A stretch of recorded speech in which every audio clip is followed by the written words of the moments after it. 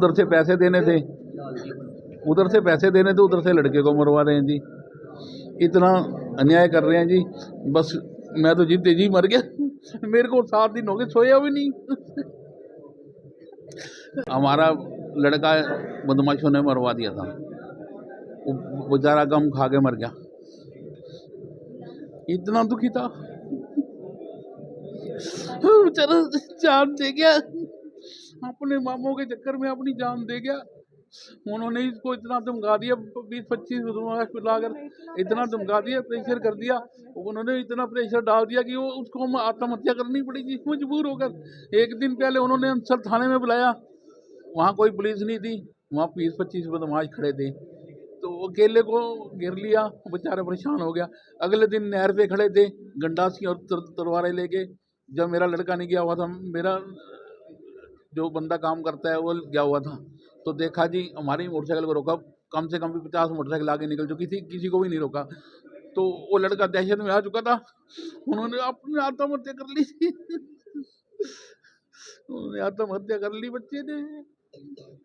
हम एक ही बच्चा था मेरा जी, ये मेरे छोटे छोटे बच्चे हैं, क्या करूँगा मैं तो वैसे ही मर गया जी, जितने जी मार दिया उन्होंने। दीपांशु आत्महत्या मामले में दीपांशु की मौत के 1 सप्ताह बाद भी कोई संतोषजनक कार्रवाई न होने के कारण परिजन पानीपत एसपी से मिलने पहुंचे, जहां उन्होंने इस मामले में दीपांशु के मामा मामी व उसके ममेरे भाई और भाभी पर कार्रवाई करने की मांग की है। आपको बता दें कि पैसों के लेन देन के चलते मानसिक रूप से परेशान हो दीपांशु नाम के व्यक्ति ने आत्महत्या कर ली थी, जिसके बाद इस मामले में 6 लोगों पर केस दर्ज किया गया था, लेकिन परिजनों के अनुसार अब तक कोई कार्रवाई इसमें नहीं की गई है। पानीपत एसपी ने परिजनों को कार्रवाई का आश्वासन दिया है। साथ ही परिजनों का कहना है कि उनका बेटा मानसिक रूप से परेशान किया गया था, उसे धमकियां मिल रही थी, बदमाशों द्वारा उसे डराया और धमकाया जा रहा था, उसकी बदनामी हो चुकी थी, जिसके चलते उसने यह कदम उठाया है।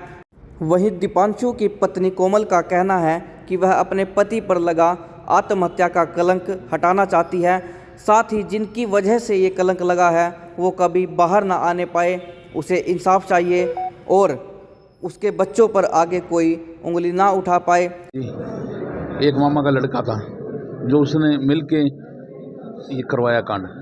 कहा जाता है मामा डबल माँ का रूप होता है। हाँ जी, इस तरह की हरकत करना कहीं ना कहीं रिश्तेदारी खत्म।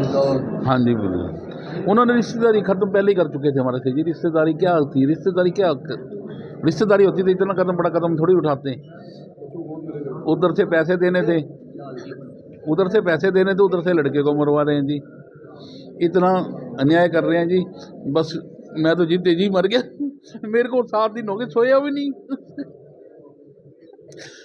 पूरे पानीपत वासियों से सिर्फ एक ही गुजारिश है कि मेरे पति को इंसाफ दिलवाने में मेरी पूरी हेल्प की जाए।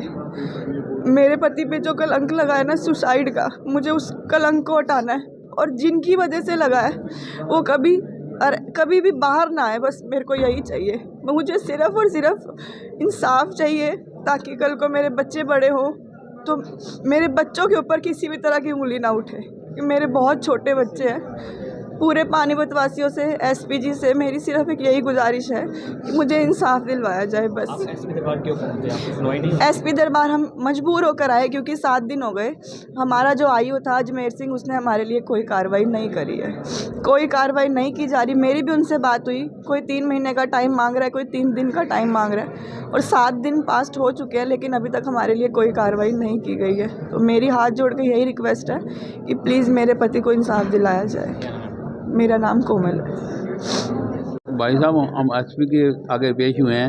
उन्होंने हमें आश्वासन दिया है कि एक आधे दिन में इसकी कार्रवाई करी जाएगी। आगे 6-7 दिन हो गए हैं, कोई कार्रवाई नहीं हो रही थी जी। किस बात को लेकर आप एसपी के पास पहुंचे? बाबू जी, कोई कार्रवाई नहीं हो रही थी। पुलिस वाले बिल्कुल शांत बैठे थे, वो कोई कार्रवाई करने को तैयार ही नहीं थे। जब भी हमें एसपी के आगे पेश होना पड़ा। हमारा लड़का बदमाशों ने मरवा दिया था, वो बेचारा गम खा के मर गया। इतना दुखी था, बेचारा जान दे गया, अपने मामों के चक्कर में अपनी जान दे गया। उन्होंने इसको इतना धमका दिया, 20-25 लाकर इतना धमका दिया, प्रेशर कर दिया। उन्होंने इतना प्रेशर डाल दिया कि वो उसको आत्महत्या करनी पड़ेगी मजबूर होकर। एक दिन पहले उन्होंने अंसर थाने में बुलाया, वहाँ कोई पुलिस नहीं थी, वहाँ 20-25 बदमाश खड़े थे, तो अकेले को घेर लिया, बेचारा परेशान हो गया। अगले दिन नहर पे खड़े थे गंडासी और तलवारें लेके। जब मेरा लड़का नहीं गया हुआ था, मेरा जो बंदा काम करता है वो गया हुआ था, तो देखा जी हमारी मोटरसाइकिल को रोका, कम से कम भी 50 मोटरसाइकिल आगे निकल चुकी थी, किसी को भी नहीं रोका। तो वो लड़का दहशत में आ चुका था, उन्होंने अपनी आत्महत्या कर ली थी। उन्होंने आत्महत्या कर ली बच्चे ने। हम एक ही बच्चा था मेरा जी, ये मेरे छोटे छोटे पत्ते हैं, क्या करूँगा मैं तो वैसे ही मर गया जी, जितने जी मार दिया उन्होंने। मेरा नाम नरेंद्र छावड़ा है जी।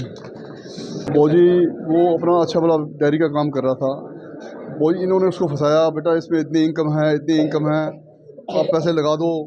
इन्होंने कई मतलब कि जो 20-30 लाख इसमें पड़े थे, 5-7 लाख रुपये बाहर से पकड़े, फिर मतलब कुछ ने अपने क्या करते हैं वो लोन लिया छोटा सा एक, वो सारा पैसा इस दुकान में घुसाता चला गया, और उस पर इतना प्रेशर आ गया दिमाग पे। एक 3 लाख का और चक्कर था जो उसने वोट रखे थे। ये मामा पास गया वहाँ पे, वहाँ उन्होंने वो जी मामा पास जाके पैसे मांगे तो उन्होंने कोई रास्ता नहीं दिया। मैं साथ था उसमें, मैं वहाँ साथ खुद गया था, और वो मतलब कि ज़्यादा उसका पूरा परिवार इकट्ठा हुआ, गाली गलौज करने लग गया हमारे से। तो फिर अगले दिन हमें नहीं पता, अगले दिन ना 10 मतलब हमारे शाम को मैसेज आ गई आपके नाम फिर इन्होंने दरख्वास्त दे दी है। अगले दिन हमारे को वहाँ बुलाया गया, और जब वहाँ बुलाया गया तो हमारे पास वो वहाँ कम से कम 15 लड़के खड़े थे जी।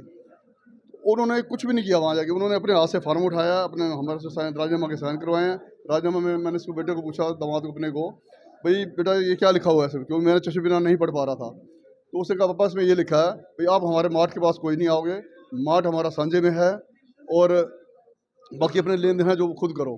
तो फिर वो वहाँ से वो इन्होंने बड़ी कोशिश की भी वो पैसे भी हमें मिल जाएँ, लेकिन उन्होंने कोई रास्ता नहीं दिया हमें। तो उसके बाद फिर वो बच्चा इतना डिप्रेशन में आ गया, उसने ये कदम उठा लिया। और ये छोटे तो इन बच्चों के लिए, छोटे छोटे बच्चे हैं, ये 7.5 साल का मेरा दोता है, 10 साल की मेरी दोती है। अब इनको तो इंसाफ चाहिए। अब लड़की का क्या होगा, इसका क्या भविष्य है, 34 साल की सारी है अभी, इसका भविष्य तो हमें अंधकार में नज़र आ रहा है, हमें तो कुछ नज़र नहीं आ रहा क्या किया जाए क्या ना किया जाए। तो हम तो बस यही एक दरख्वास्त देने आए हैं कि सर हमारी ये कार्रवाई की जाए, उनको अरेस्ट किया जाए। बड़ा हरास किया उन्होंने, इतना हरास किया, उनकी हरासमेंट से वो बचा गया, उनकी हरासमेंट से ही बचा गया हमारा वो। उसने मैंने बल्कि रात को मतलब कि कार्रवाई तो चल रही थी, तो मेरे दिमाग था भी 40-50 लाख रुपये बता रहे हैं। कहती पापा 55 लाख रुपये तो मेरी उंगलियों पे गिने पड़े हैं, 55 लाख रुपये तो, और छोटे छोटे कर्जे तो मतलब कि जब हम जैसे इसको मामा को अपने गद्दी पे बिठाते थे, जब इन्होंने हमें सांझे में डाला, तो ये सुबह इसे दुकान पे जाना, दुकान हमारा दामाद मेरा जाता था 11 बजे, वहाँ से डेयरी से आता था, तो इसने जाने से पहले किसी को ब्याज दे दी, किसी को मतलब कि हमारी मतलब कि 11 बजे तक 8-10 हज़ार की सेल हो जाती थी, उसे 5-7 हज़ार रुपये रोज़ निकाल के साफ़ कर देता था। ये हमें बाद में पता लगा हमारे पास, हमने उस टाइम इसकी रोज़ कैमरे चेक करते रहे हमें, फिर हमने इसको हटाया गद्दे से बिठाने के लिए। तो उसके बाद फिर हमने सारा सिस्टम, गुड़िया ने जब देखा हमारे पास कुछ नहीं रहा, फिर हमने, मेरी गुड़िया जॉब करती थी, इसकी गुड़िया को जॉब छुड़वा के फिर मैंने इसको बेटा दुकान संभालो, इतना पैसा तो तुम्हारा लुट गया है, और नहीं तो ये भी ख़त्म हो जाएगा जो कुछ है तुम्हारे पास। और वही बात हुई, उसे प्यार से बेटा ये चेक दे दो, फलाना कर दो। इनके जो पुरानी पर्चियाँ थी 5-5, 6-6 लाख रुपये लोगों की, और नई पुरानी कर दी, वो नए इनके खाते में चढ़ गए और पुरानी उनकी उतरती चली गई। और ये बड़े डिप्रेशन में आ गए इस बात से, भाई ये तो क्या गया भाई, कर्जा उनका तो उतर गया, हमारे सर पे ये 10-15 लाख रुपये और चढ़ गया ये। तो इस वजह से बहुत ज़्यादा डिप्रेशन में था बच्चा, और हमें भी अगर कुछ सारा होता तो हमें किसी को कुछ पता ही नहीं लगा भाई कैसे कर गया ये बच्चा। और ऐसा बच्चा था नहीं, इतना दिलेर बच्चा था वो, कि वो हम सोच भी सकते कि ऐसा कदम उठा लेगा। हाँ जी, मेरा नाम जुगल किशोर, मेरा दामाद है जी।